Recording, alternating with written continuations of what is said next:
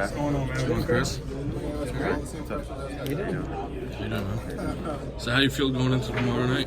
I feel amazing. This was like, honestly, people say that just to say it. This is one of the best camps I've ever had. This is one of the best weight cuts I've ever had. I couldn't believe the energy that I had, even comparing to when I was the alternate in the championship fight, where I felt like I was gonna die during that weight cut.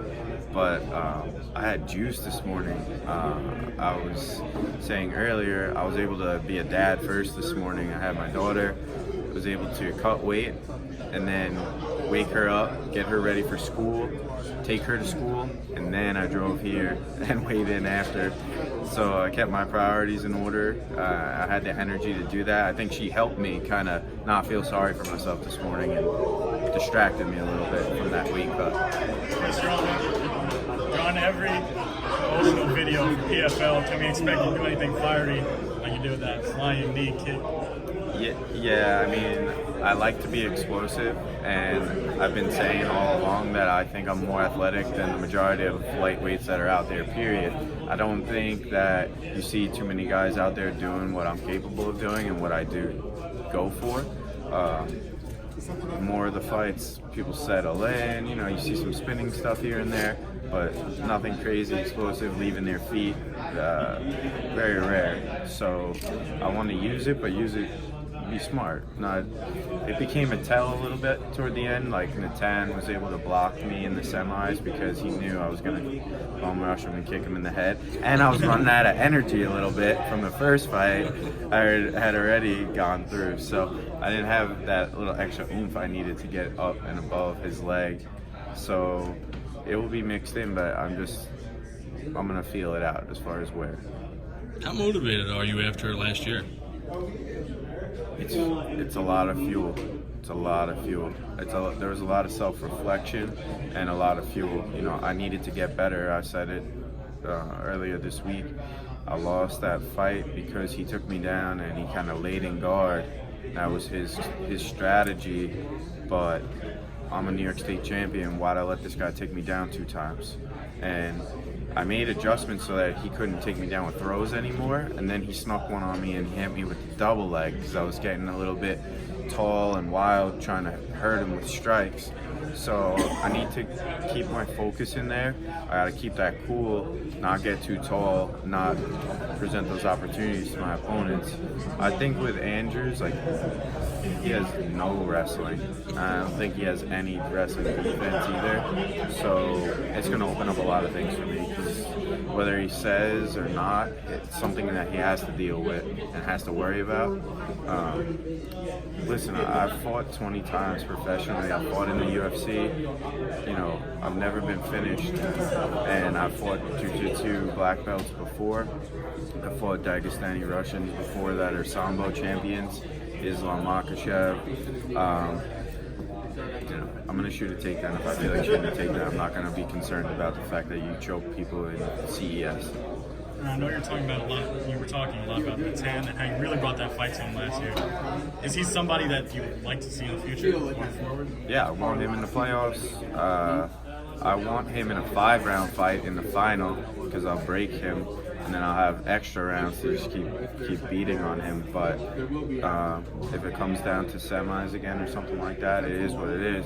I think it's stupid if we have to fight in the regular season again because of what we've built against each other at this point. I just think from the PFL's perspective, if they save that, it's going to make for a good fall. But yeah, man, I mean, wouldn't you want that back if you felt like there was a mill on the line and you outstruck the dude by, like, what? I doubled him up, I know that, and I know I like quadrupled him up on just attempts and being active, and then, like, you know, you get rewarded for moving forward. It just confuses me. Like, I understand cage control and whatnot, and it's just vague. It's very vague what that means.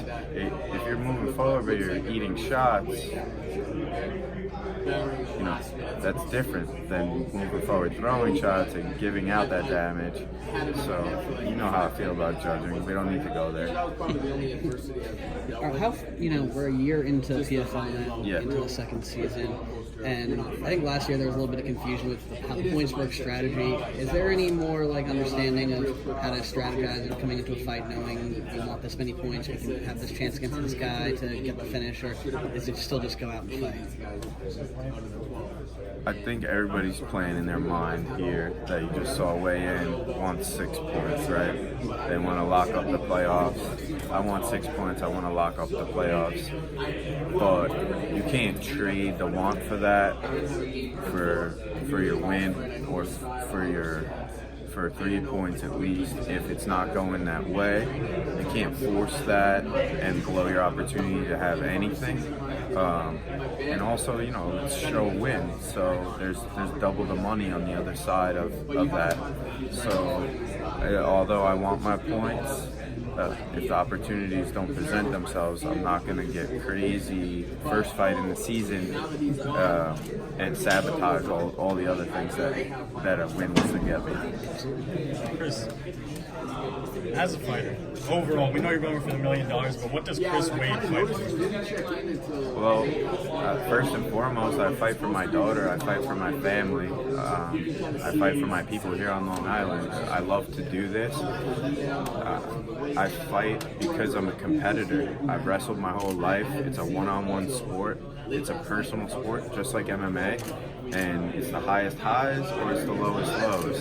And I fight because that's like how I get my high, Some people, they like to skydive, they like to go surf big waves, they like to, do other crazy bungee jump. My thing is getting locked in the cage with a man who's been training and seeing who's the better one that night. With a promotion like PFL, do you generally train, focusing on yourself, or do you watch footage of your opponent? Opponents are always changing. We watch footage. I think it's naive to not paying any attention to who the person is that you're fighting. Everyone has a different style, a different build, a different stance, what have you. Things that they do tells. So I watch a little bit, but I still focus on myself. I got to get better. I got to be a better me. If you're always worried about the other person, sometimes it's hard to get better yourself. So I would say 80-20 me to what they're doing. Best of luck, man. Thank you.